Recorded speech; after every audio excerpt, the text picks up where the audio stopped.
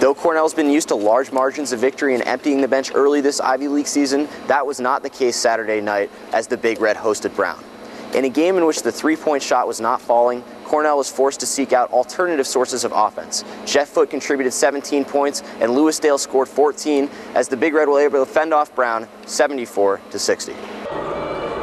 Early in the first half, Brown forward Peter Sullivan takes it to the hole, giving the Bears an 11-9 lead. For Cornell, this would snap an unbelievable 6.5-game month-long streak in which they did not trail at all. A couple minutes later, a fast break for the Big Red, and Ryan Whitman finishes with a rare dunk that knotted the game at 16. Ensuing possession for Brown, senior captain Matt Mullery, who finished with a game-high 21, ignites an 8-0 run, then budding freshman star Tucker Halpern caps off the run as he lays it in, forcing Steve Donahue to call a timeout. Out of the timeout, Cornell shooters respond with 7 straight points as Chris Robleski knocks down a 2-point jumper. A few plays later, senior captain John Jake sinks a 3 from the corner. Just before halftime, Jeff Foote off a mismatch knocks down the baby hook, giving Cornell a 3-point lead in the momentum going into the break. Early in the second half, now gritty transition play and strong interior defense saw a unit composed largely of the second team expand the 3-point halftime lead. After getting some time on the bench, Lewis Dale and Jeff Foote connect for the nifty alley-oop, putting Cornell up by 6. From there, the Big Red never looked back. Lewis Dale, who finished with 14 points, 7 boards, and 5 dimes, played one of his most complete games of the season as Cornell finished strong, taking a very hard-fought game by double digits. I wasn't disappointed at all. I thought Matt Mullery played great. He's an all-league player. He took advantage of the things we tried to do. I thought Foote guarded him as well as you could at times. Other times he slipped, he took advantage of that.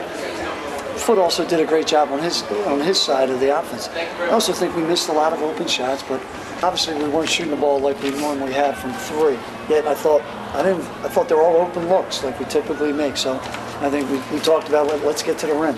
And obviously Lou does that as good as anybody. Thought the pick and roll most of the night, he made the right decision and got to the rim or dropped it off. It works. You know, sometimes when you shoot the ball, it just doesn't fall for you. And tonight was a tough game for our shooters, and we had to find other ways to score. But good thing for our team, we have those other ways to score.